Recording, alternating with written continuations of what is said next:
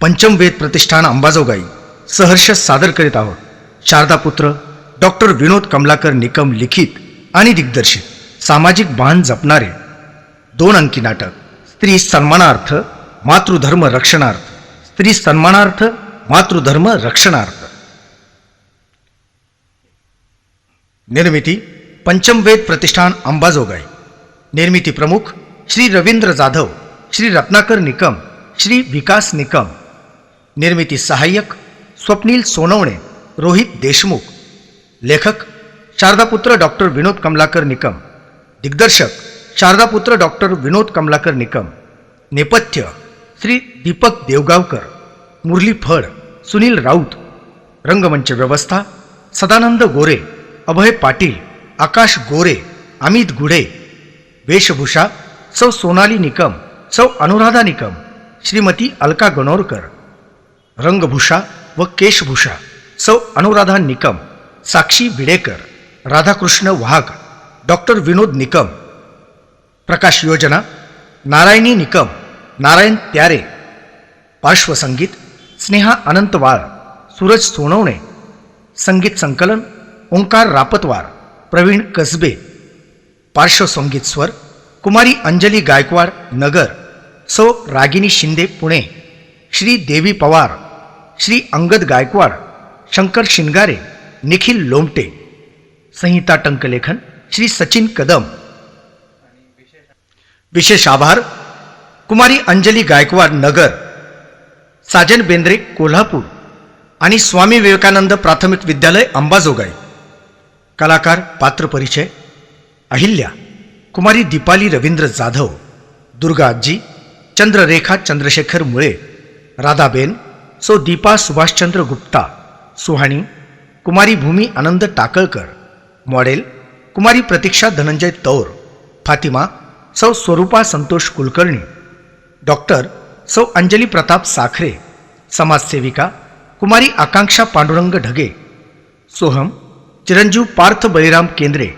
बालिका कुमारी रिया राहुल चिलवार. कन्या कुमारी अन्वी प्रताप साखरे. ब्रह्मदेव डॉक्टर श्री नाथराव ज्ञानोबा गरजाळे. नारदमुनी चिरंजीव चैतन्य धनंजय केंद्रे. चित्रगुप्त चिरंजीव कुणाल विष्णू रोडे. यमदूत श्री मुरली रामराव फड. तृतीयपंथी शारदापुत्र डॉक्टर विनोद कमलाकर निकम. तर सानंद सादर करत आहोत स्त्री सन्मानार्थ मातृधर्म रक्षणार्थ. स्त्री सन्मानार्थ मातृधर्म रक्षणार्थ.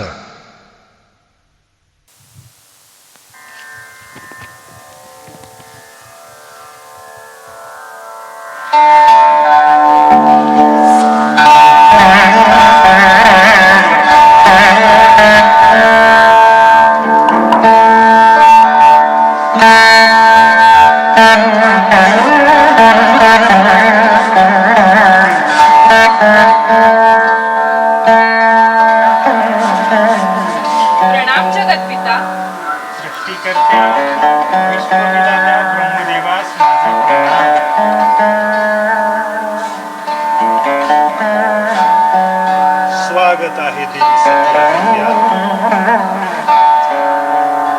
स्वागत चित्रगुप्त.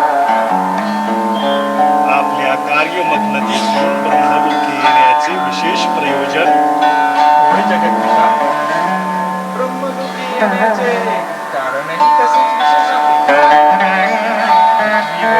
मनुष्य प्राण्याच्या जीवितपणातील कर्माचा हिशोब ठेवून त्या मनुष्याचा आत्मा यमलोकी आल्यावर त्यास मार्ग दाखवणे व त्याच्या कर्माच्या आधारे त्यास योग्य लोकी पाठवणे हे माझे नित्य कर्म पूर्वी होते. पण आता हे कार्य करताना आपण निर्माण केलेल्या नवीन धोरणानुसार व काही मृत आत्म्यांची वैयक्तिक इच्छा यावर बरेच काही अवलंबून आहे. चित्रगुप्त, आपण सरळ भाषेत स्पष्टीकरण द्यावे. हो, पृथ्वीवरून यमलोकी आलेला एक पुरुष आत्मा आता पुन्हा जन्म घ्यायचा नाही या त्याच्या निर्णयावर स्थिर असल्या कारणाने त्या आत्म्यास मी देवी सती अहिल्याच्या पुरुष पीडित लोकभुवनात दाखल करण्यासंबंधी प्रक्रिया सुरू केली व तत्सम सूचना देऊन सती अहिल्यास सूचित केले. पण सती त्या पुरुष पीडित आत्म्यास आपल्या भुवनात स्वीकारू इच्छित नाहीत. त्या आत्म्याचे पुण्यकर्म थोडे जास्त आहे. पुण्यकर्म जास्त असेल तर स्वर्गलोकात पाठवावे. एवढ्या पुण्यकर्मावर व आपल्या नवीन नियमानुसार अशा मनुष्य प्राण्याच्या आत्म्यास स्वर्गी देवलोकातही स्थान देता येत नाही. अशा आत्म्यांची व्यवस्था आपण सती अहिल्याच्या पुरुष पीडित लोकभुवनात करतोच ना. तेच नियमबद्ध कार्य मी केले. चित्रगुप्त, आपले विधान मला मान्य आहे. पण महर्षी गौतम ऋषी पत्नी अहिल्या देवीस हे मान्य नाही व सतीच्या पुरुष पीडित आत्म्यास आपल्या भुवनात स्वीकारू इच्छित नाहीत. बोला देवी. चित्रगुप्त, आपण मला ब्रह्ममानस पुत्री म्हणून संबोधणे उचित राहील. गौतम ऋषी पत्नी असे संबोधून आपण कृपया मला अपमानास्पद वागणूक देऊ नये ही आपल्या चरणी प्रार्थना. नाही नाही सती, असा माझा हेतू मुळीच नाही. मुखातून गेलेल्या विधानाबद्दल क्षमा असावी देवी. पुत्री अहिल्या, त्या जीवात्म्या स्वीकारल्याने आपल्या कार्यामध्ये काही बाधा निर्माण होईल असे आपणास वाटत असेल तर आपले विचार विशद करावेत. होय जगतपिता, बाधा तर आहेच. त्या पुरुष पीडित आत्म्यास आमच्या लोकभुवनात स्वीकारणेच मूलतः नियमबाह्य आहे असे माझे म्हणणे आहे. पुन्हा जन्म न घेण्याच्या माझ्या इच्छेचे आपण स्वागत केले. पृथ्वीवरील असंख्य पुरुष पीडित स्त्रियांनी व त्यांच्या आत्म्यांनी पुन्हा स्त्रीचा जन्म नको व पुरुषाचाही जन्म नको अशी इच्छा त्यांच्या मृत्यूच्या समयी व्यक्त केली. त्यांचा आत्मा व माझा आत्मा समदुःखी असल्या कारणाने याची जाणीव मला प्राप्त झाली. त्यावेळी मी असा निर्धार केला की पती लोकात राहण्यापेक्षा पुरुषांकडून पीडित असणाऱ्या व पुन्हा जन्म न घेऊ इच्छिणाऱ्या स्त्री आत्म्यांच्या सोबत राहावे. म्हणून मी आपणाकडे पुरुष पीडित लोक या स्वतंत्र लोकाची स्थापना आणि भुवन निर्माण करण्याचा प्रस्ताव ठेवला आणि आपण तो स्वीकारलाही. त्याचे प्रतिनिधित्व करण्याची मोठी जिम्मेदारी आपण माझ्यावरती सोपवली. पृथ्वीवरील दिनचर्येसाठी लागणाऱ्या सोयी सुविधांनी युक्त असे सुसज्ज भुवन विश्वकर्माच्या माध्यमातून निर्माण केले. पुरुष पीडित लोक असे नामकरण त्यास देण्यात आले. पुरुष पीडित स्त्रीचा मृत्यू झाल्यानंतर त्याच्या पुढचे मृत्यू आयुष्य त्याच रूपात त्याच धर्माचरण पद्धतीने करण्याची मुभाही आपण दिली. अशा आमच्या भुवनात आम्ही सर्व स्त्री आत्मे आमच्यावर झालेला अत्याचार, यातना यांचे दुःख विसरून हसत खेळत जगत आहोत. आमच्या भुवनात सर्व स्त्री आत्मेच राहतात. पण जर तो पुरुष आत्मा आमच्या भुवनात राहायला आला तर पुन्हा अशांती निर्माण होईल आणि आमचे सुखी मृत्यू जीवन विस्कळीत होईल. त्यामुळे पिताश्री, आपणास विनंती आहे की चित्रगुप्तांना तत्समविषयी सूचित करावे. पुत्री अहिल्या, पुरुष पीडित लोक निर्माण करण्याच्या प्रस्तावाच्या वेळी आपण जर पुरुष पीडित नारी लोक अशी मागणी केली असती तर आत्ताचा हा आपला विरोध उचित व योग्य होता असे मी म्हणेन. आपल्याकडे येणारा तो आत्मा सुद्धा आपल्यातील सर्व स्त्रियांच्या प्रमाणे पुरुषांच्याकडून पीडित आहे. जोपर्यंत कोणी अशा पुरुष पीडित आत्म्यासाठी पुढाकार घेऊन स्वतंत्र भुवनाची मागणी करीत नाही व निर्माण कार्य होत नाही तोपर्यंत तरी त्या जीवात्म्यास तुझ्या त्या भुवनात आश्रित म्हणून स्थान द्यावे असे मला वाटते. पुत्री अहिल्या, तुला शिळामुक्त करून तुझा उद्धार करणारे मर्यादा पुरुषोत्तम प्रभू श्रीराम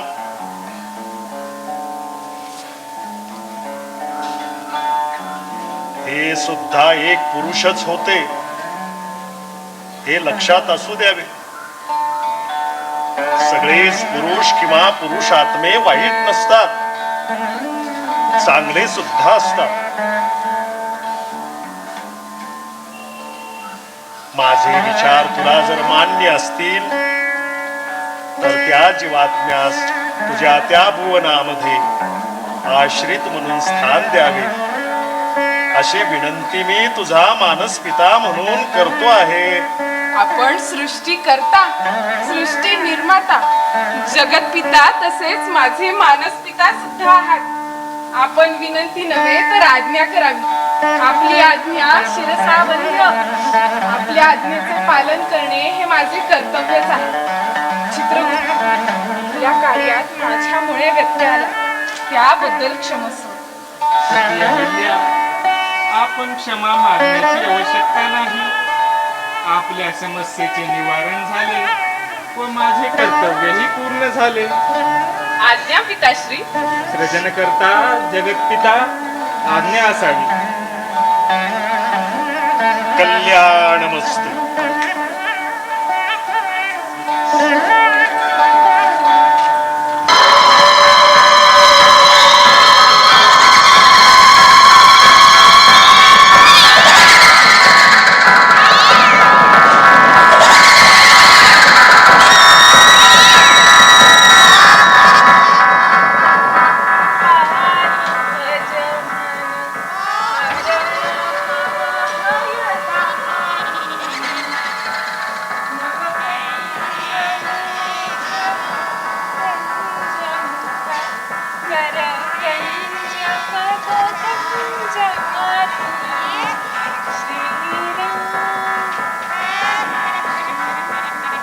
आज इथे अचानक एवढी निरव शांतता. मी रोज आरती घेत नव्हते, तेच योग्य होते. इथे एका पुरुषाची सेवा केली जात होती तर बघितलं का पोरीनं? हो दुर्गाजी, बघितलं नाही. दीदी, आम्हाला इथे येऊन आनंद का लोटला, पण तुम्ही कधी सांगितलं नाही आणि विचारू सुद्धा दिलं नाही की तुम्ही कोणाची पूजा अर्चा करताय. पूजा अर्चा करायचीच होती तर एखाद्या स्त्री देवतेची करायची होती, म्हणजे आम्हाला काही वाटलं नसतं. ज्या पुरुष समाजाने आमच्यावर अत्याचार केला, आम्हाला मरणाच्या खाईत लोटले. आमची सगळी सप्रेशनात भग्न करून आम्हाला लग्न केलं. हमारे स्त्री सम्मान को पैरों तले रोने वाले उस पुरुष जाति का हम मुंह तक नहीं देखना चाहते. हाय करमजलियो, चुप बैठो.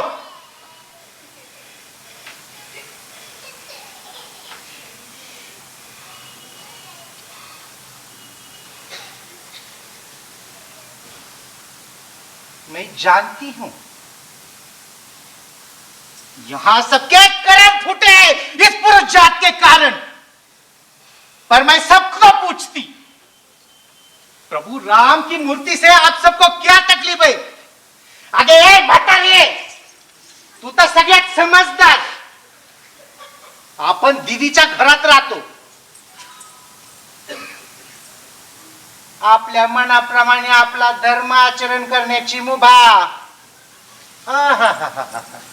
आपल्या मनाप्रमाणे राहण्याची, वागण्याची इथं सुविधा मुभा दीदीने आपल्याला दिलीच की. मग दीदीचे व्यक्ती व स्त्री म्हणून स्वातंत्र्य आहेच की. वायर होय ग, बरोबरच आहे तुझं. ज्या रामाची भक्ती केली तो राम माझ्या मदतीला आला नाही, म्हणून माझ्या मनात राग, देवाचा राग बसला. ही तर मूर्तीच आहे, हे माझ्या ध्यानातच आलं नाही. अगं बायांनो, आपल्याला कुठे आता शरीर आहे? अगं पोरीनं, आपला आत्मा वर्तनाच्या देहरूपाने तिथे राहतो की. आता कुठे आपल्यावर बलात्कार करायला आपल्याला कुठं शरीर आहे? स्त्री म्हणून जे व्यक्ती स्वातंत्र्य आपल्याला जिवंतपणे मिळालं नाही, ते किमान मेल्यावर तरी इथे मिळतच आहे ना. हो ताई. बरं दीदी, मगाशी तुम्ही खूप गडबडीने टेन्शन मध्ये आत गेलात. नवीन कोण येणार आहे आपल्यात?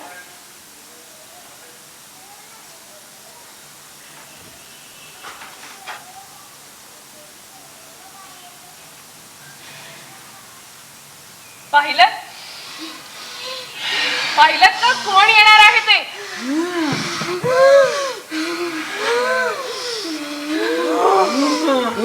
पाहिलं ना?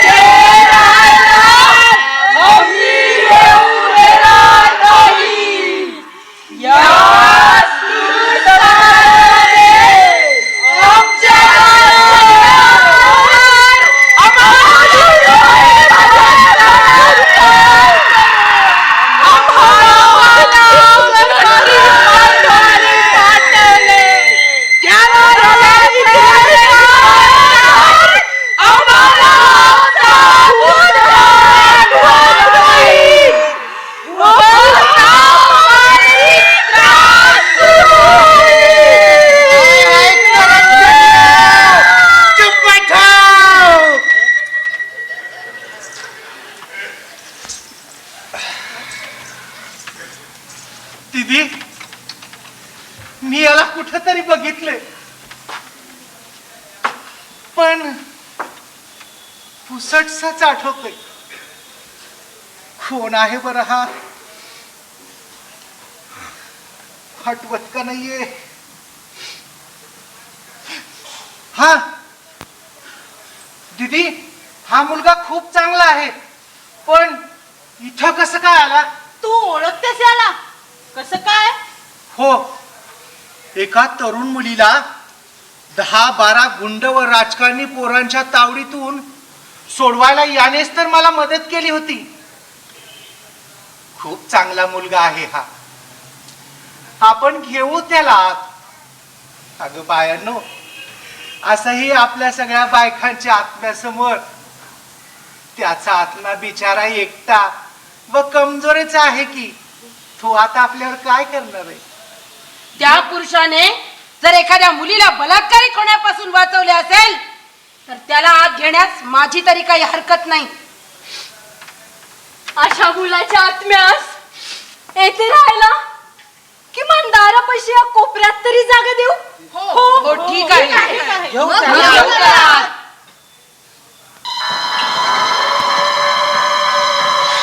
अगं काय नुसतं घेऊ त्याला फुकणीच्या उठा की कुणीतरी जावा घ्या.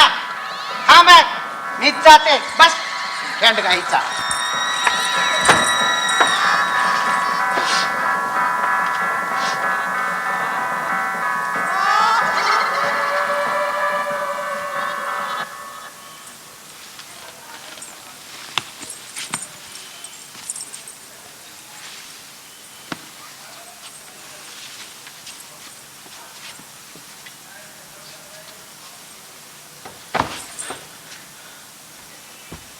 हे बाय, काय झालं? हा, आराम करतो का? ठीक आहेस ना? हे बाय, बोल की काहीतरी.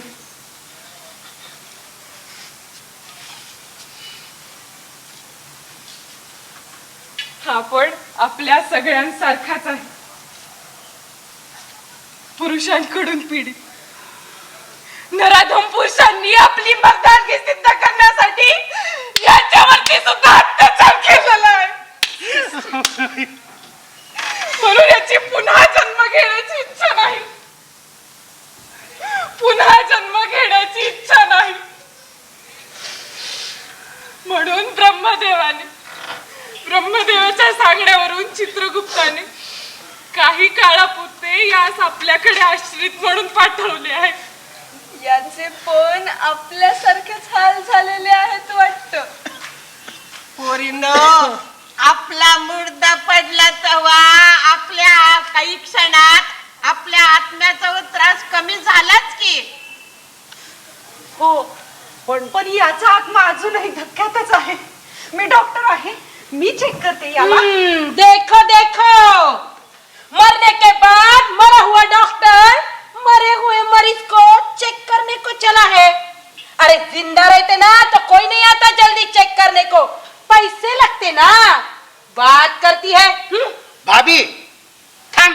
मी चेक करते हा? म्हणजे बघते. हा, बघ बघ. हे पोरा, अरे मला ओळखलंस का? अरे मी पार्वती हाय, पार्वती. आपण नाही का त्या नाक्यावर भेटलो होतो? अरे मी पार्वती रे. अगो माय घुम्यावणीच बसलोय. हे पोरा, अरे बोल की काहीतरी, कवर असं गप बसणार र? ए पोरा, बोल की, अरे बोल की, बोल की काहीतरी. थांबा थांबा, हे काय करताय? त्याला असं मारू नका. मारा मारा, मला काय मारायचं ते मारा, तुम्हाला काय करायचं ते करा. आज मी जिंकलो. त्या ताईला तुमच्यासारख्या हैवानाच्या तावडीतून वाचून सुखरूप घरी पाठवले, यातच मला आनंद आहे. आपल्या स्त्रीची इज्जत वाचून तिचे रक्षण करणे व माता भगिनी सारखी वागणूक देऊन स्त्रीत्वाचा सन्मान करणे, हीच आमच्या शिवरायांची शिकवण आहे.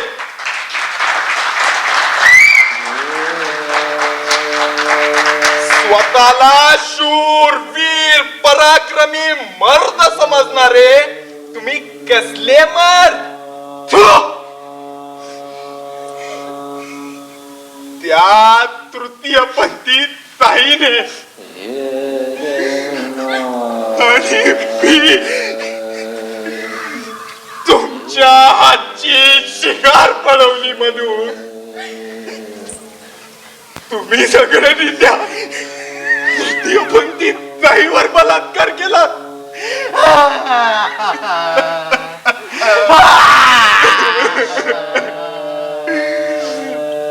आणि तिच्या सगळ्या अंगावर नको तिथे चाकूचे वार करून शेवटी तिचा गळा कापून खून केला.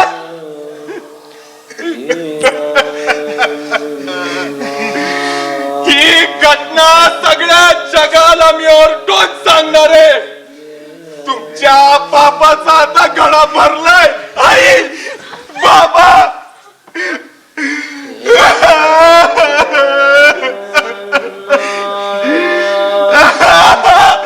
आई ग, आई.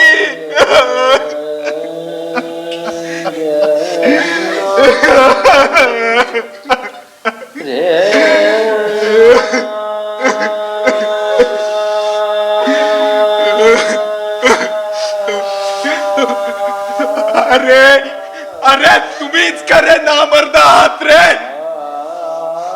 तुमच्या वसनीची भूक भागवण्यासाठी गेल्या 7-8 दिवसांपासून तुम्ही 10-12 जण मला बंद खोलीत टाकून दिवस रात्र आणि पाळीने वाचावं.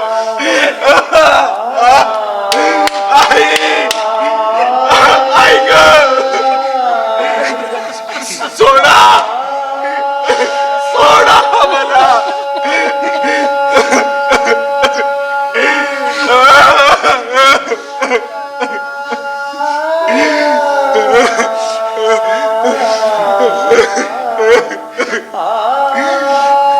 माझे बांधलेले हात एकदा सोडून तर बघा, मग तुम्हाला दाखवतो. मला सुखाने जगू देणार नाही मी. ऐका,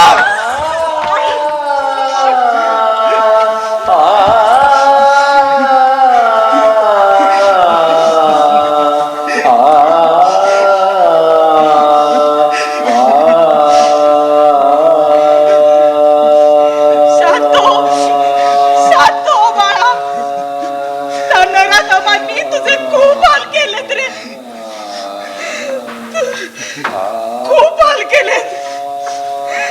तुझं नाव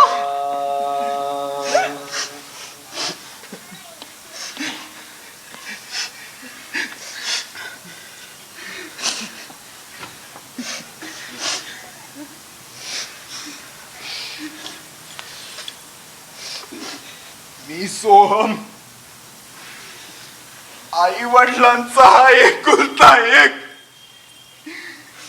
सायन्स सेकंड इयरला होतो. घरचे मला शोधत असतील. त्यांना माहित पण नसेल मी कुठं आहे आणि माझ्या सोबत काय झालं. माझ्या आई वडिलांना जेव्हा कळेल ना की माझ्यासोबत काय झालं, तेव्हा ते पूर्णपणे खचून जातील. आता त्यांची काळजी कोण घेईल? कोण घेईल त्यांची काळजी? सांग ना पार्वती ताई, कोण घेईल?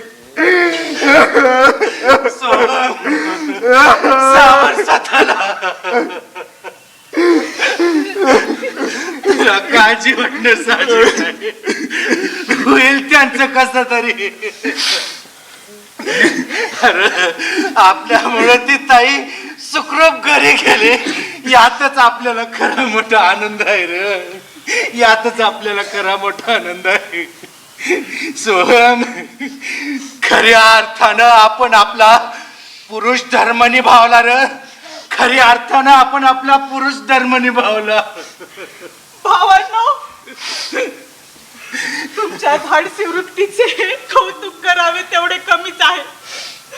तुमच्यासारख्या पुरुषाची खरी गरज आता पृथ्वीवर आहे. पृथ्वीवर तुमच्यासारखे शूरवीर पोरं सगळ्या आयांच्या पोटी जन्माला यावेत, म्हणजे खऱ्या अर्थाने आईची कोच झाली जाईल. आजी नको ग माय. आजी शांत हो.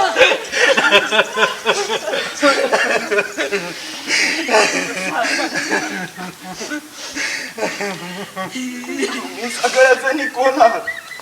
एवढ्या असंख्य प्रमाणात स्त्रिया इथे एकत्र कशा काय? बेटा, तू थकलेला आहेस, जरा आराम कर. हळूहळू तुला सगळे माहित होत. हृदय त्याला चटकीत आराम कर.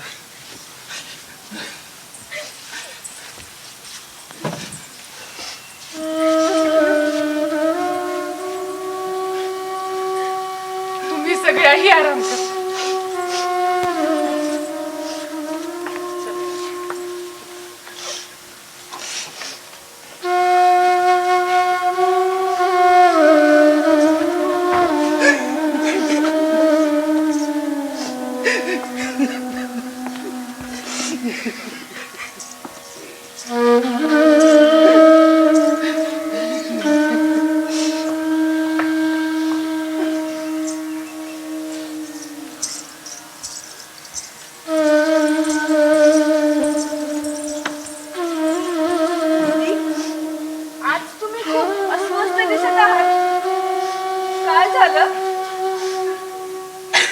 प्रसन्न असणारा चेहरा आज कोणत्या चिंतेनं पार असा उतरून गेलाय. काही नाही ग, मी ठीक आहे. बोला काहीतरी. कसली काळजी वाटते तुम्हाला? एवढ्या चिंता सांगा. आपल्या या विस्तीर्ण मोठ्या भुवनात संख्या आता खूप प्रमाणात वाढली आहे. आपण जेवढे आहोत तेवढेच कसे तरी राहत आहोत. पृथ्वीवरून येणाऱ्या पीडित आत्म्यांचा ओघ मागच्या काही काळापासून वेगाने व पटीने वाढला आहे. त्यामुळे यापुढे येणाऱ्या आत्म्यांना कसे सामावून घ्यायचे व कुठे ठेवायचे हीच चिंता दिवसेंदिवस वाढत आहे. काय आणि कसे नियोजन करावे काही सुचत नाही. हीच चिंता मला सतावत आहे. दीदी, खरं आहे, पृथ्वीवर दोन बायका कधीच एकत्र राहू शकल्या नाहीत. कधीच राहू शकल्या नाहीत. पण आज हजारो, लाखो, करोडो अनगिनत बायकांचे आत्मे इथं एकत्र राहत आहेत. दीदी, वेळ येईल तसा काहीतरी मार्ग निघेल. काहीतरी मार्ग निघेल. माय माता राणी रेणुके, काहीतरी मार्ग काढ गय, काहीतरी मार्ग काढ. सोहम दादा, झोप येत नाहीये का रे? बरं वाटतंय ना आता? हो ताई, आता मी ठीक आहे. खरंच बरं आहेस ना? हो. दीदी, मला वाटतं आपण सगळ्या बायकांना एकदा बोलून हा विषय त्यांना स्पष्टपणे सांगितलं पाहिजे. म्हणजे बघूया काहीतरी मार्ग सापडतो का ते. हो, प्रयत्न करून बघू. सुहानी, आपल्या भुवनातील सर्व आत्म्यांना मी बोलावले आहे असं निरोप दे. हो दीदी, लगेच जाते व घेऊन पण येते.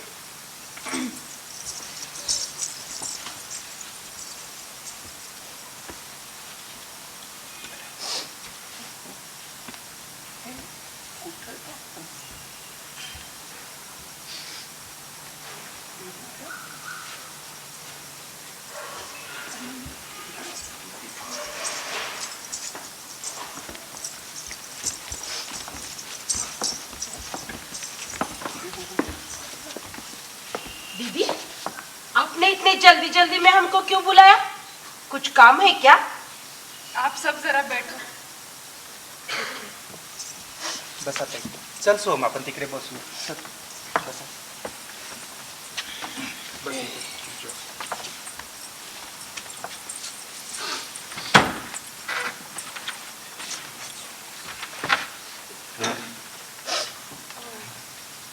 भगिनींनो, मला ज्ञात आहे आपल्या भुवनातील अतिरिक्त संख्या वाढीमुळे आता आपल्या सगळ्यांना वास्तव्य करण्यास खूप अडचण निर्माण होत आहे.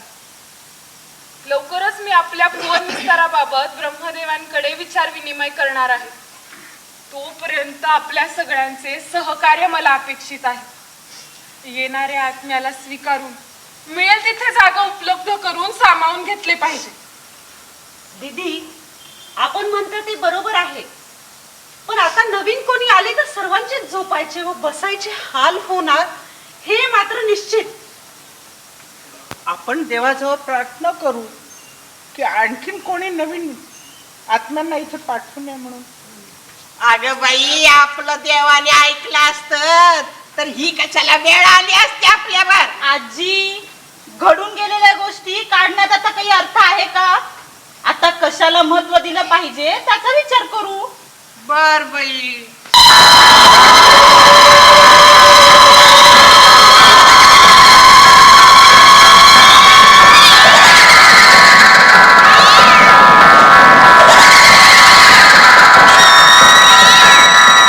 अल्लाह, अब किसकी किस्मत फूटी अल्लाह जाने. फूटी तो फूटी, इधर आके टपकी. अब कैसा एडजस्ट करना?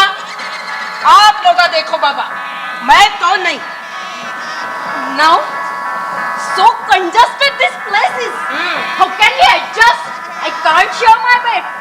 अरे तुम्हा सगळ्यांना कळत कसं नाही? स्त्री जातीने स्त्रीला ऍडजस्ट करून घेतलेच पाहिजे.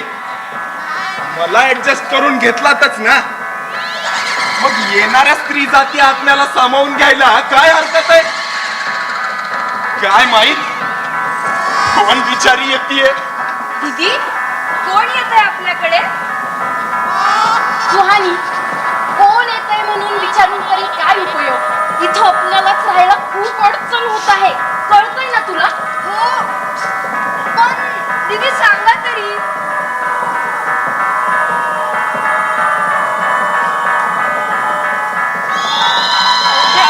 वर्षाच्या लहान मुलीचा बसवला त्यांना राधामाचा. Disgusting. लहान रणकी जाऊ दे. त्या लहान लेकराच्या आत्म्याला असं बाहेर ताटकळत उभा ठेवून आपण तरी तिची अवहेलना करू नये असं मला वाटतं. त्या कोवळ्या लेकराचा विचार करा व तिला लवकर आत घ्या. वेळ घालवू नका. काय झालंय तुम्हा सगळ्यांना? मला तर काहीच कळत नाहीये. माझ्या अंगाला हात लावू नका. माझ्या अंगाला हात लावू नका. प्लीज सोडा मला. सर,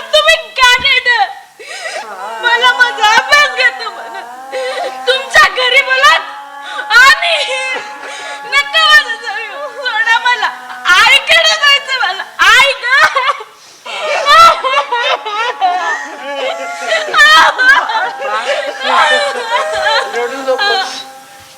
तुझी आजी आहे ना.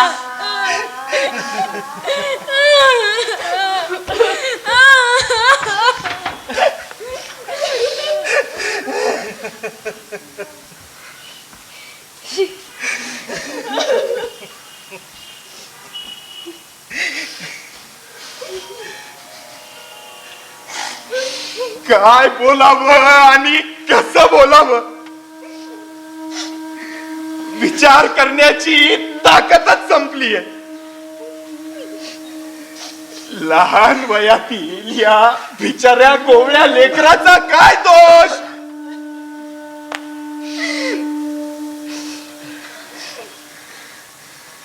नियती सुद्धा किती क्रूरतेने एखाद्या निष्पापाचा बळी जाऊ देते. अरे काय गुन्हा केला म्हणून या लेकराला ही शिक्षा. औरत बनके पैदा हुई यही गुनाह है और कुछ नहीं, कुछ नहीं. अभी ऐसा कैसे कह सकती हो? कभी कभी तो मैं सोचती हूँ बाई म्हणून जन्मानं आलं अत्याचार, माझ्यासारखं तृतीय पंथी म्हणून जन्माला आलं तरी अत्याचार.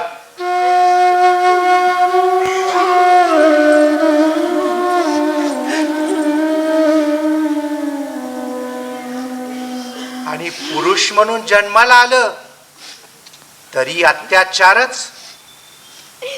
स्त्री म्हणून जन्माला येणं आणि पुरुषांच्या मनोरंजनासाठी त्यांच्या हातचं कहणं बनून राहणं.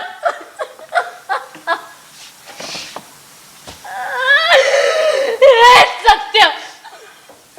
वाटेल तेव्हा त्याने खेळावं आणि खेळ संपला की नासधूस करून टाकावी.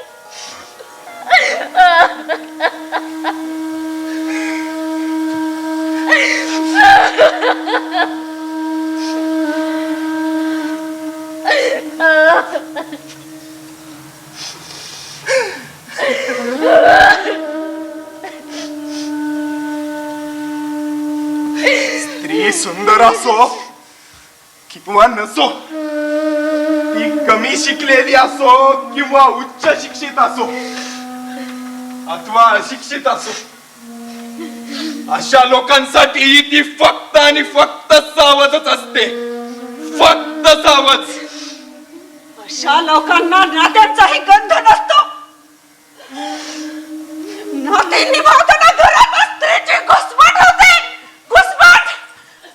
खरंय ग बाई, हे एकदम खरंय. हे स्त्रीची आबरू म्हणजे काचचं भांड. एकदा फुटलं की ते जोडता येत नाही आणि फुटल्याचा आवाजही लपवता येत नाही. काही आवाज कायमचे बंद केले जातात. आपल्या नकळत आपल्यावर अत्याचार होतात. तरी अत्याचार सहन करणे आणि वाचा कायमची बंद ठेवणे या पलीकडे दुसरा मार्गात शिल्लक ठेवला जात नाही. अत्याचार पीडिताची वाचा जाणीवपूर्वक बंद केली जाते. एखाद्या शिळ्यासारखी, दगडासारखी. स्त्रीची इज्जत लुटल्या गेली म्हणजे खानदानाची आबरू गेली असंच मानलं जातं. स्त्रीची अब्रू गेली म्हणजे खानदानाची अब्रू गेली, ही मानसिकताच मुळात चुकीची आहे. या मानसिकतेमुळेच अनेक पीडिता आत्महत्येचा मार्ग अवलंबतात. ही मानसिकता आधी बदलणे गरजेचे आहे. तरच अत्याचार झालेली महिला पुढचे आयुष्य जगू शकेल. ताई, या निर्दयी समाजाची मानसिकता बदलेल असं तुम्हाला वाटतं? आणि जरी बदलली तरी त्याचा काय उपयोग? एका चुरगळलेल्या फुलाला जसं फुलाच्या हारात गुंफता येत नाही, या उलट त्याच्या सगळ्या पाकळ्या छिन्न विछिन्न करून श्रद्धांजलीसाठी वाहिल्या जातात. अत्याचार झालेल्या स्त्रीला शेवटी मृत्यूलाच कवटा ग माय, एकदम खरंय हे. फुटलेल्या काचाचे तुकडे गोळा करत बसावे तर हाताला रगत येऊन लागून आपल्या हाताचं वेदना आणि जखमा शिल्लक राहतात ग. फक्त फक्त वेदना आणि जखमा. दीदी, आपण हा विषय काढून विनाकारण चर्चा करत आहोत. आपल्या भुवनातील नियम होता ना की इथे आपल्यावर झालेल्या अत्याचाराबद्दल कोणी काहीच न बोलता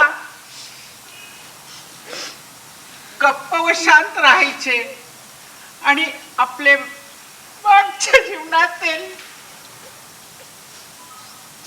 दुःख विसरून मृत्यूनंतरचे जीवन आनंदाने जगायचे.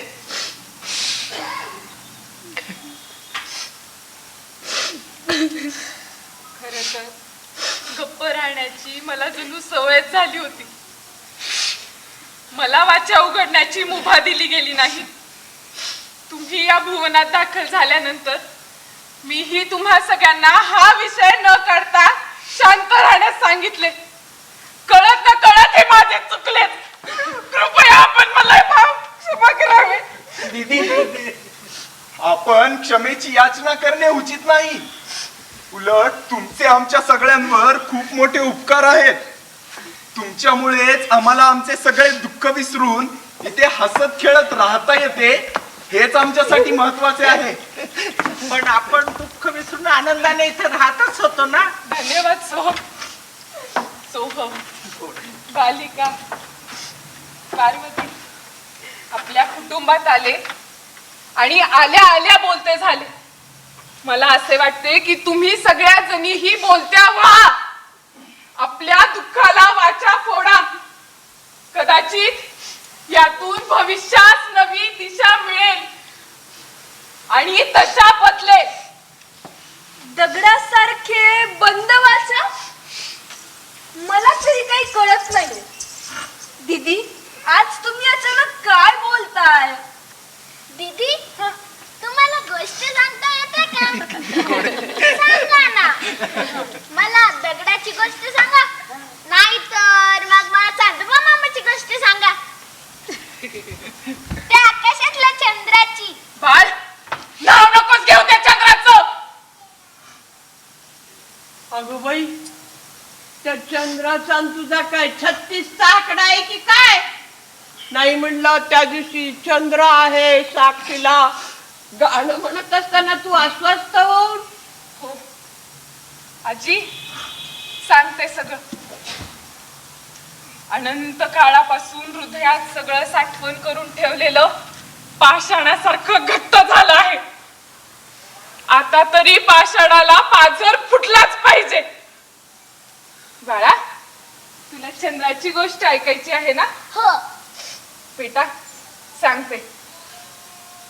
शिकारी कोणाच्या रूपात शिकार करायला येईल सांगता येत नाही. चांगलं आहे असं वाटणं आणि असणं यात खूप फरक आहे. हो दीदी, खरं आहे हे. मला माझे सर खूप चांगले आहेत असं वाटायचं. बरं, जाऊ द्या. दीदी, सांगा ना चंद्राची गोष्ट. सांगते हा. आजी, तुम्ही पण ऐका. तुमच्याही प्रश्नाचे उत्तर यात आहे. एकेकाळी एक मुलगी ब्रह्मदेवाची तपश्चर्या करते. ओम ब्रह्मदेवाय नमः. ओम ब्रह्मदेवाय नमः. ब्रह्मदेव प्रसन्न होऊन तिला वर देतात की तुझे तारुण्य व सौंदर्य चिरकाळापर्यंत असेच राहील. असा वर देऊन तिला स्वतःची मानसपुत्री मानतात. तिच्या सौंदर्यावर इंद्रदेव आकृष्ट झालेला असतो. तिला प्राप्त करण्याची त्याची इच्छा असते. तिच्या विवाहासाठी वर परीक्षा घेतली जाते. त्यात इंद्रदेव हरतात व गौतम ऋषी जिंकतात आणि दोघांचे लग्न होते. यामुळे इंद्र मनोमन चिडलेला असतो. गौतम ऋषीच्या पत्नीला प्राप्त करण्यासाठी तो चंद्राची मदत घेतो. चंद्राची. एके दिवशी मध्यरात्री चंद्र कोंबड्याचे रूप घेऊन गौतम ऋषीच्या आश्रमात बाग देतो. झोपेत असणाऱ्या गौतम ऋषीला पहाट होत आली आहे असे वाटते व ते गंगा नदीवर स्नानासाठी गेल्यावर गंगा त्यांना सांगते की आचार्य, हे सगळे इंद्रदेवाचे छलकपट आहे. त्याने चंद्राची सहायता घेऊन भ्रम निर्माण केला आणि इंद्र तुमच्या पत्नी सोबत गैरव्यवहार करत आहे.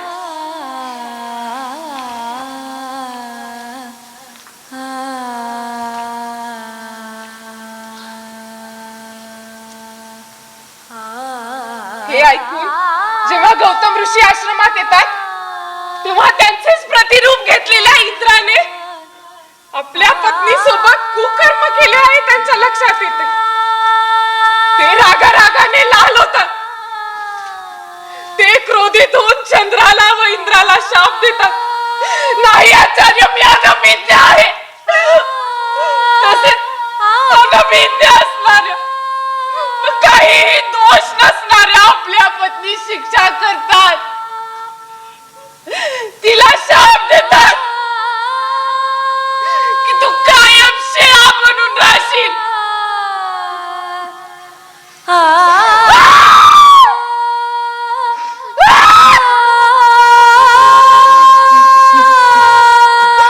तेव्हापासून माझी वाचा कायमची बंद झाली. कायमची. माझ्यावर झालेल्या अत्याचाराची आग मिटवण्यासाठी मला अश्रू ढाळण्याचा अवधी मिळाला नाही. अश्रू ढाळण्याचा अवधी मिळाला नाही प्रभू. हे रामा,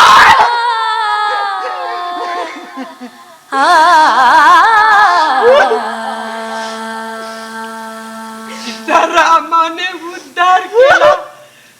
या अहिल्या.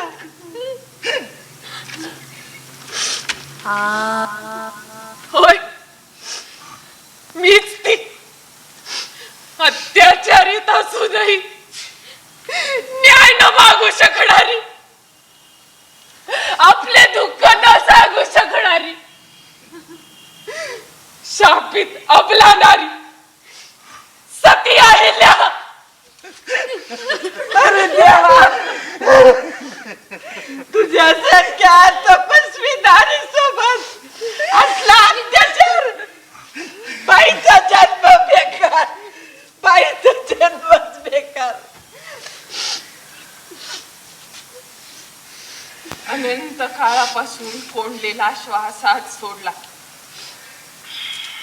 आज व्यक्त झाले. मन हलकं झालं. ही सगळ्याही व्यक्त व्हा.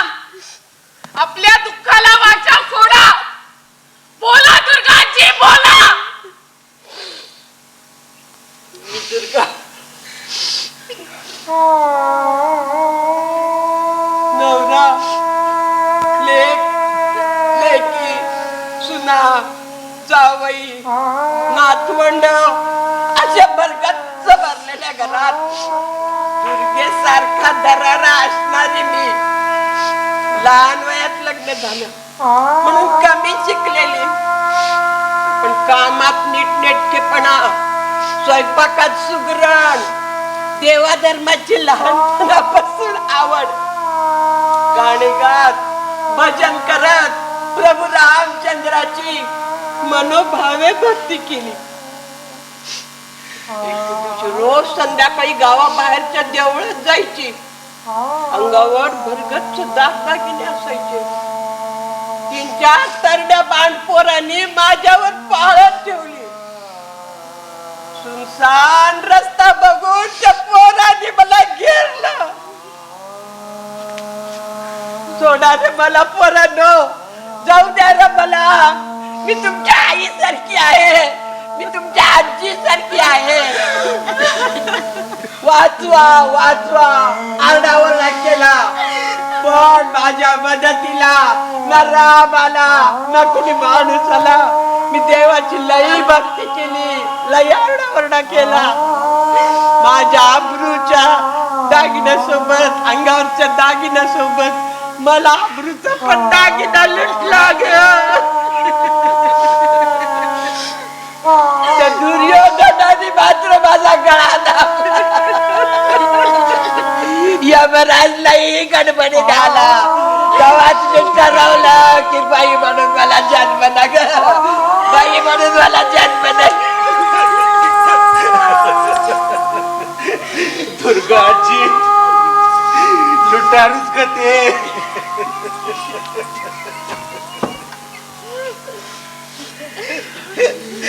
त्यांना वयाचं पण भान नसतं.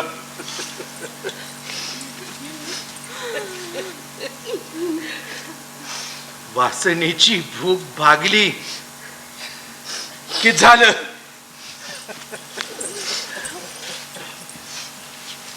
एकटी स्त्री यांच्यासाठी जणू रसरशीत मेजवानीच असते. दोन्ही मुलं परदेशात शिक्षण घेऊन तिथे सेटल झाली. एकमेकांच्या जीवाला जीव देणारे व एकमेकांची काळजी घेणारे आम्ही दोघं नवरा बायकोच घरात. मी घर कामात रममान राहायची आणि माझे मिस्टर बाहेरची सर्व काम करत होते. एके दिवशी ते नसताना काही अनोळखी घरात घुसले. त्यांना हवं ते दाग दागिने पैसा कवडी काय हवं ते लुटून न्यायचं होतं. एरवी भाजी चिरताना पोटाला सुरीने थोडस जरी लागलं तर जीव कासावीस होत असे. नराधमांनी मला चाकूचा धाक दाखवून माझ्यावर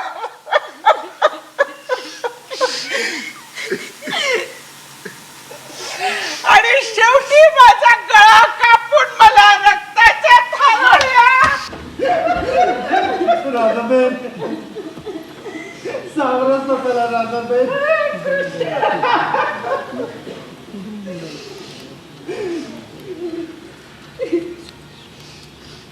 बालपणीचाच काळ सुखाचा आणि चांगला, खेळ भातुकलीचा आवडीने खेळला. खेळातील राजकुमार स्वप्नी डोकावू लागला. बालवयातच फ्रॉक अचानक भिजला. बागडण्यास माझ्या बंधने घालून गेला. नवतीच्या तरुला जणू बहर मोहरून आला. विसरून बालकायेला यव्वनात पदार्पणला. नवहुरहुरलेल्या हृदयी प्रेमाचा अंकुर फुटला. खरं सांगू सयांनो, तिथेच माझा रस्ता चुकला.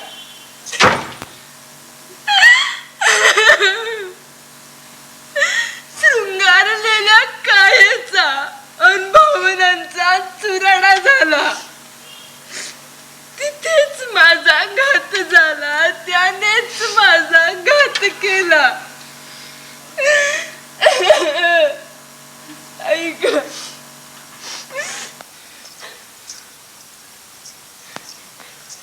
हे सगळं कॉलेजच्या छतावर घडलं. माझ्या प्रेम भावनेला त्याने वाचण्यात बुडवलं.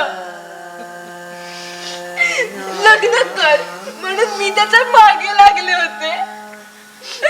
पण त्याला आता मी नकोशी झाले होते म्हणून कॉलेजच्या गच्चीवरून ढकलून दिलं त्याने मला. आई गं, क्षणात काय झालं कळालंच नाही. आई गं!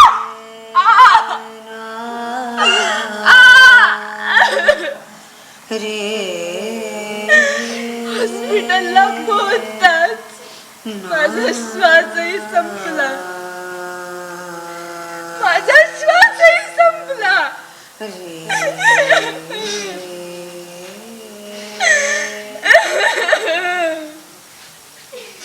वासनेच्या भावनेने वावरणाऱ्या पुरुषांना स्त्रियांचे मत कधीच कळत नाही. त्यांच्या इच्छा, आकांक्षा, स्वप्न यांचा कळत ना कळत बळी घेतला जातो. चित्रनगरी शेवटी माया नगरीच आहे. लहानपणापासून मोठी मॉडेल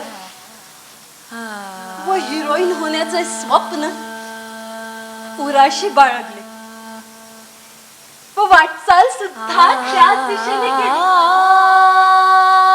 घरच्यांचा विरोध असूनही घर सोडले व मॉडेलिंग क्षेत्रात गेले. माझ्या देहाची मादक छबी हळूहळू प्रसिद्धीस येऊ लागली. तशी मी पार्ट्या, दारू, ड्रग्स, नशा यात मला मस्त राहू लागली.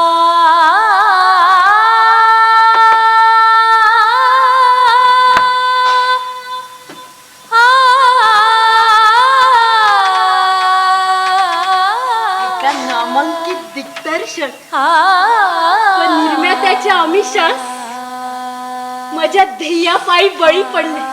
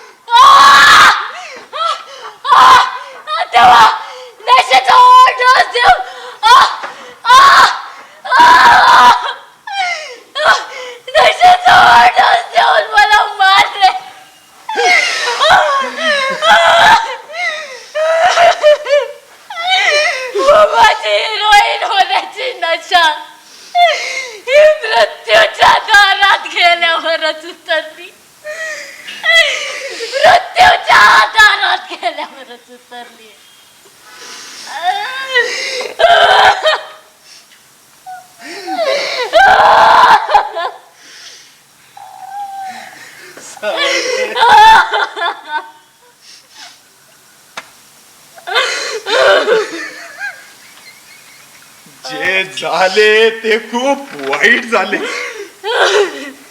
ताई माफ कर.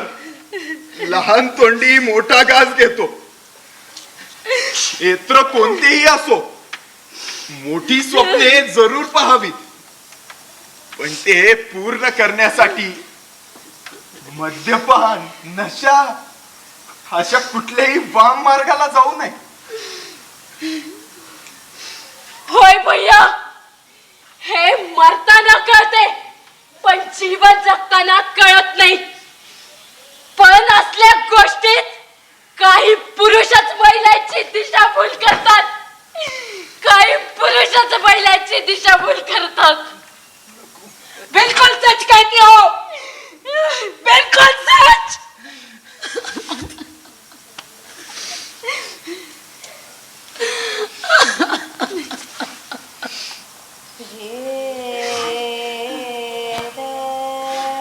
ये मर्द औरत को बच्चे पैदा करने की मशीन, काम करने की मशीन और सेक्स करने की मशीन समझते हैं. मेरी जिंदगी भी ऐसी मशीन बनकर ही गुजर गई.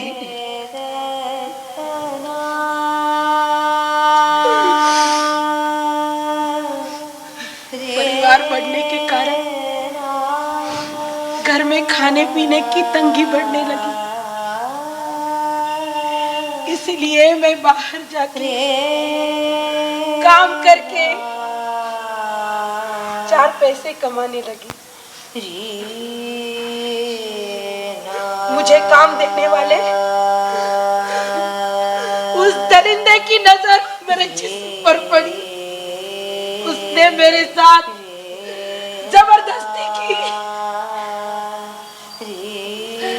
मैं चिल्लाने लगी, शोर मचाने लगी, बचाओ बचाओ.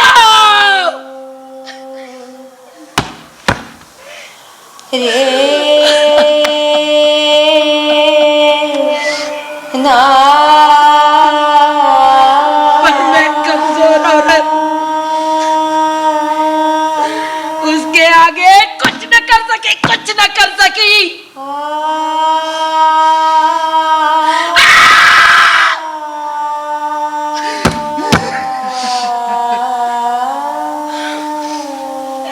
वो जान गया कि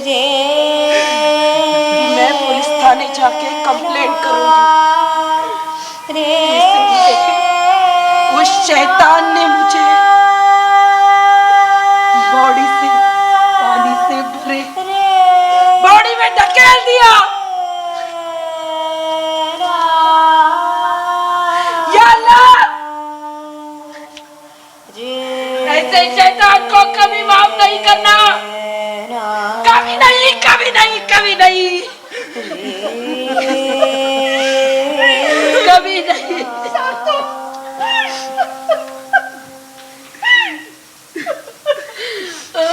MBBS चे शिक्षण घेत असतानाच स्वभावाने चांगले असणाऱ्या वर्गमित्राच्या प्रेमात पडले. शिक्षण पूर्ण झाले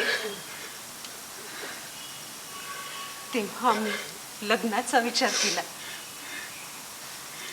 माझ्या घरून लग्नाला विरोध नव्हताच. डॉक्टरांच्या वडिलांचा विरोध असूनही नाईलाज म्हणून त्यांनी होकार दिला. नवा संसार सुखाने चालला होता. सासऱ्याचा स्पर्श हा बापाचा स्पर्श असायला हवा होता.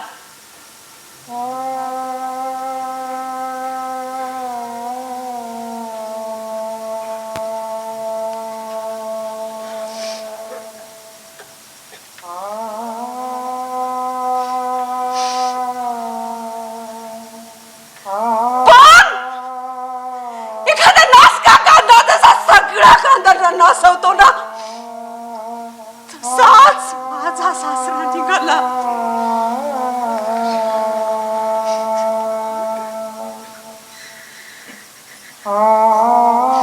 सासऱ्याचा नकार लग्नानंतर इतक्या नीच टोकाला जाईल असे स्वप्नात सुद्धा वाटले नाही. प्रेमविवाहाचा सूट सासऱ्यांनी माझ्यावर उगवला.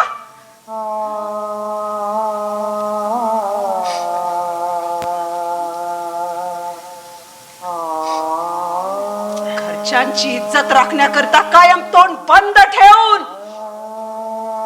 सासऱ्याचा अत्याचार सहन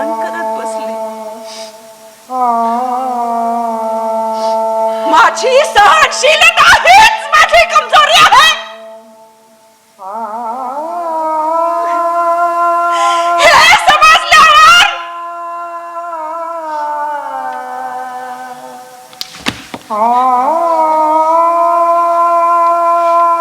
सासरा तसेच दीर सुद्धा अत्याचार करण्यात सराईत झाले.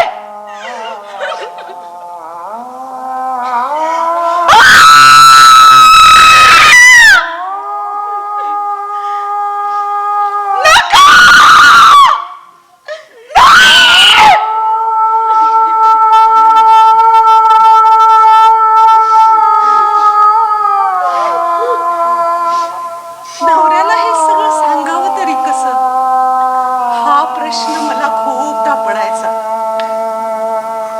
कारण घरच्यांवर त्याचा जास्त विश्वास होता. अखेर त्याने माझ्यावरचा विश्वास दाखवला. माझ्यावरच.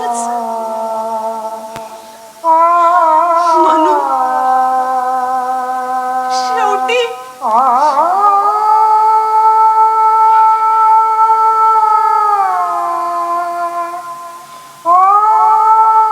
कळफास घेऊन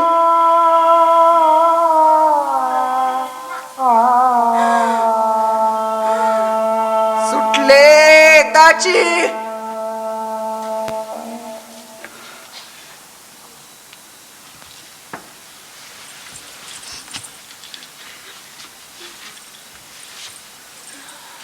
स्त्रियांना न्याय मिळवून देण्यासाठी नेहमी अग्रेसर राहिले. समाजाप्रती आपले योगदान म्हणून अहोरात्र समाज सेवा करणे हेच आपलं कर्तव्य आहे असं मानलं.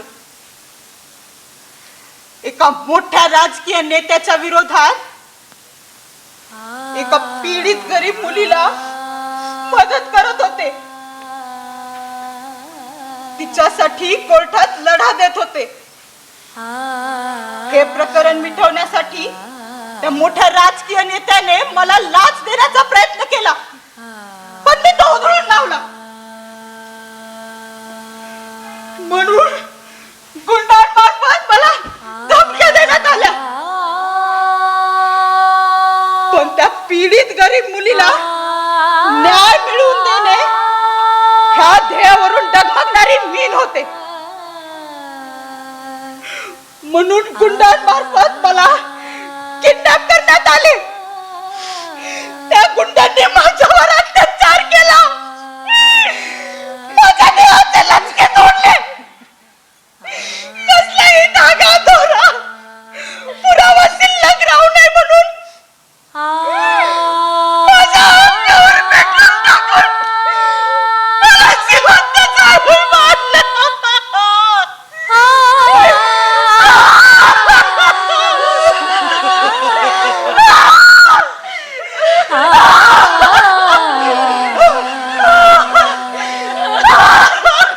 ताई ताई ताई ताई ताई कुठं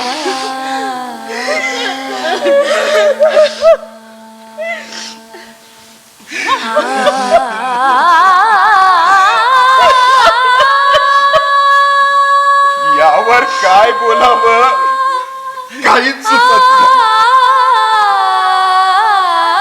कोणाचं दुःख कमी आणि कोणाचं दुःख जास्त आहे यावरही काहीच बोलता येत नाही. कारण शेवटी हे असं दुःख आहे जे कधीच विसरता येत नाही. कधीच विसरता येत.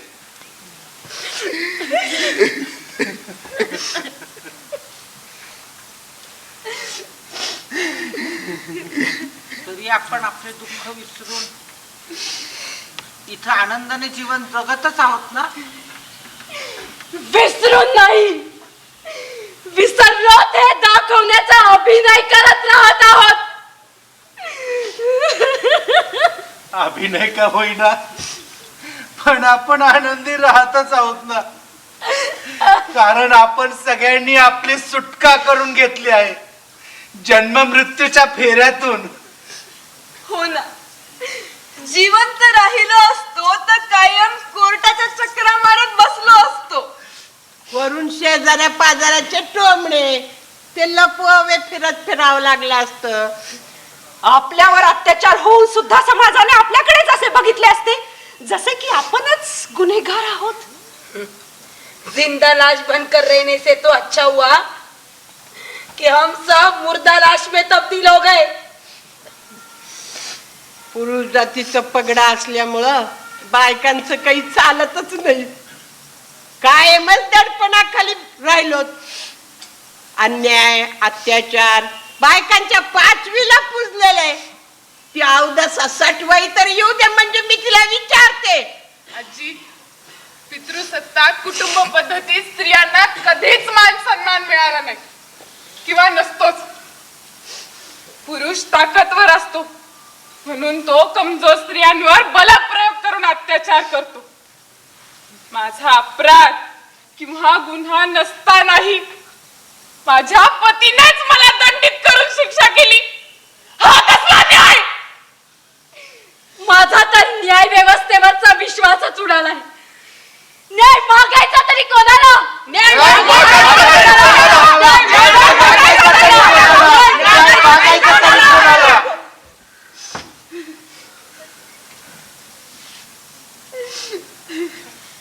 अन्याय,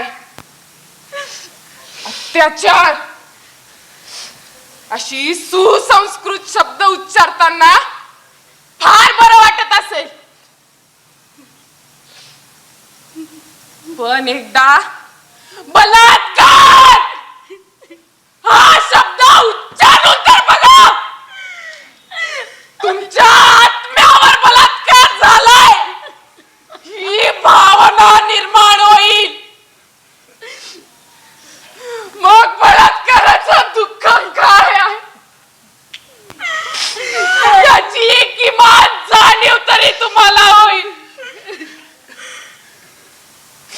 बलात्कारिता म्हणून हिणवणं, गप्प बसवणं खूप सोपं असतं, खूप सोपं असतं,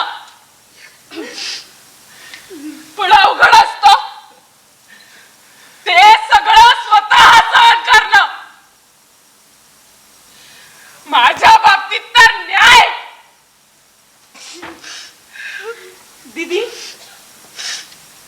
तुमच्या काळात तर पती हाच पहिला आणि शेवटचा न्यायाधीश असायचा, पण सध्याच्या काळात न्यायालय ही स्वतंत्र व्यवस्था न्यायदानाचे काम करते.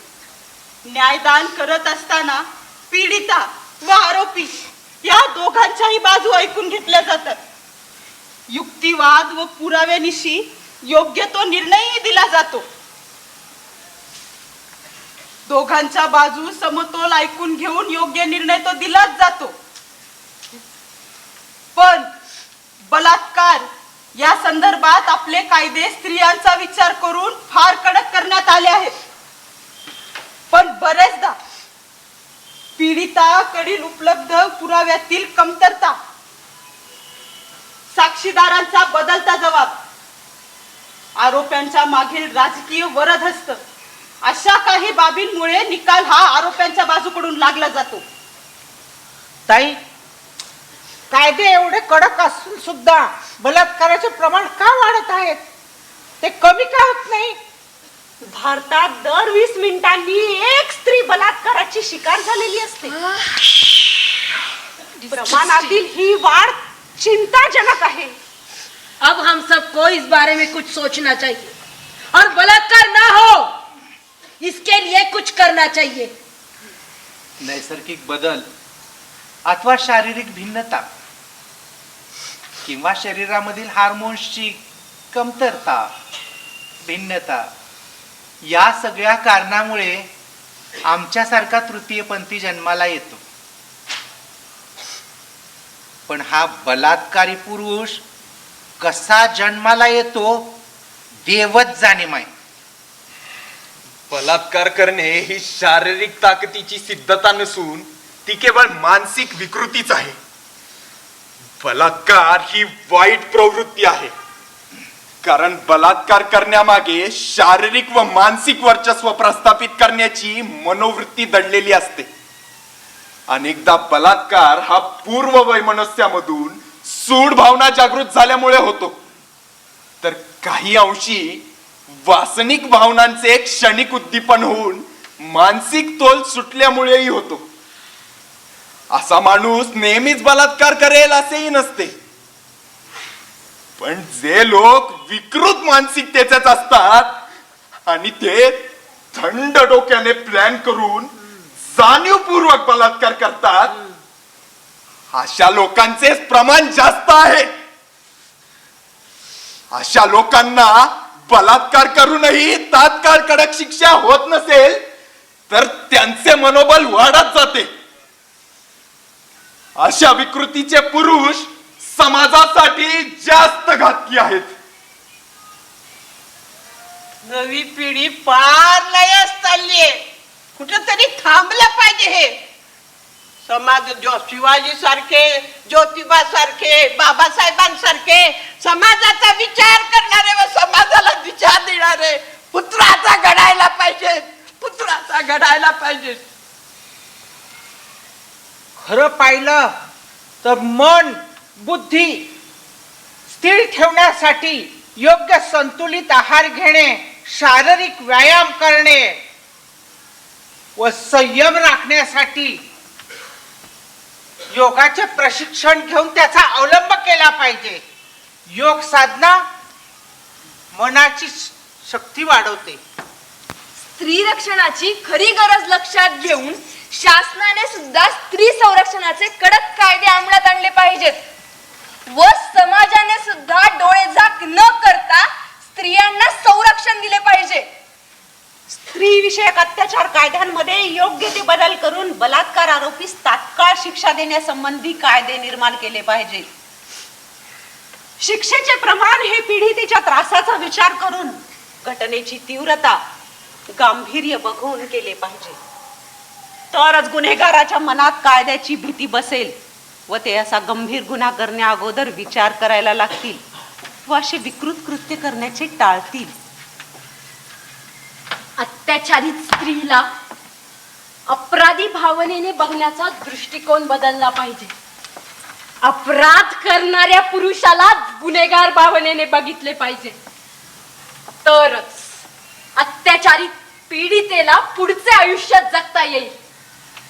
स्त्री व पुरुष समानतेचे कायदे अवलंबात आणले पाहिजेत व समाजाने त्याचे अनुकरण केले पाहिजे. तरच छत्रपती शिवाजी महाराज, डॉक्टर बाबासाहेब आंबेडकर, महात्मा ज्योतिबा फुले या महान पुरुषांच्या विचारांचे आपण खरे वारसदार आहोत हे मान ताठ करून सांगता येईल. आपण सगळ्यांनी नमूद केलेल्या बाबींचा विचार करून जर समाजाने आचरण केले तर खऱ्या अर्थाने आपल्यासारख्या बलात्कारिक स्त्रियांच्या आत्म्यास त्यांनी श्रद्धांजली अर्पण केली असे म्हणता येईल.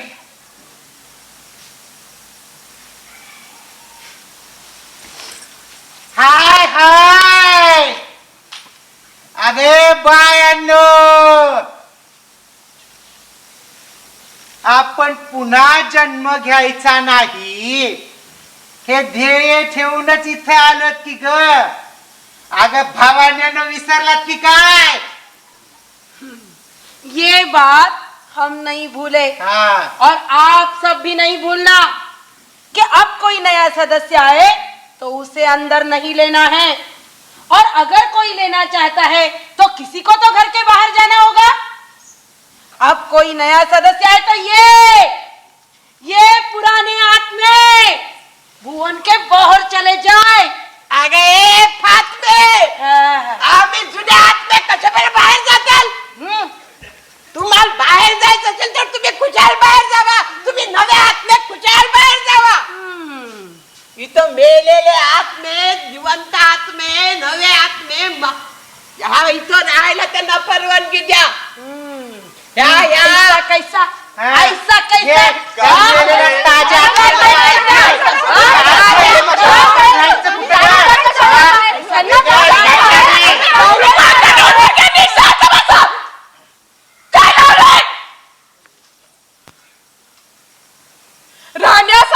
जागेचा प्रश्न, ही मूळ समस्या अजून तरी संपलेली नाही. ही समस्या माझ्या समोर यक्ष प्रश्नासारखी उभी आहे.